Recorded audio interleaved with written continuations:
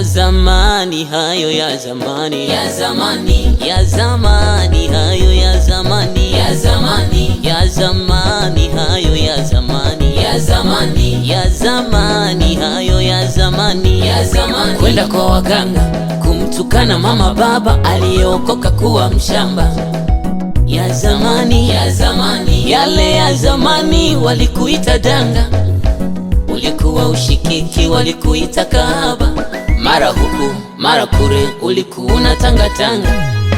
Ila leo ni leo, maisha yako yamebadilika. Uko mtaani kwa leo, wanakutazama kama video, jinsi Mungu alivyokubadilisha wewe, jinsi Mungu alivyokutengeneza wewe. Mungu ametenda makubwa maishani mwako, sasa hivi wanakushangaa mpaka majirani zako.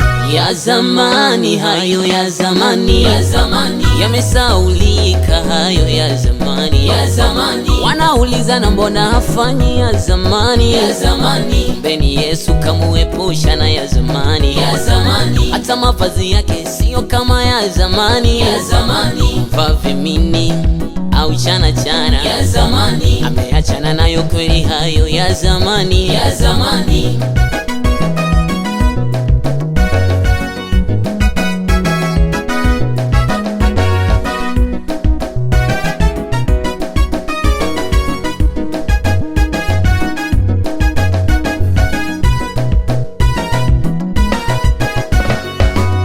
Jamani, Yesu anatenda, anatenda, anabadilisha, anatenda. Yesu yo, Yesu yo, Yesu yo yo, Yesu yo, Yesu yo yo, anagonga hodi, Yesu yo yo.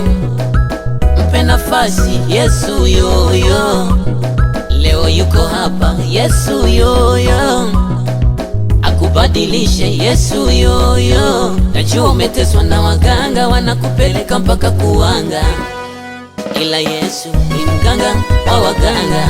Mpe nafasi, mpe nafasi we, mpe nafasi, mpe nafasi we, atabadilisha hata hatima yako we, atatengeneza hata ndoa yako we, atabadilisha familia yako we.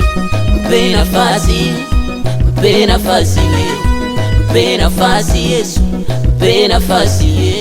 Ya zamani, ya zamani, ya zamani, ya zamani. Ukimpokea Yesu utayasahau ya zamani, yatakuwa ni historia hayo ya zamani, ya zamani. Utangala na kusahau hayo ya kale, ya zamani. Yatakuwa zilipendwa hayo ya zamani, ya zamani. Atakutua mizigo yote utasahau, ya zamani. Wakikukumbusha waambie yote ni ya kale, ya zamani. Maana Mungu amekubadilisha, yote yamekuwa ya zamani.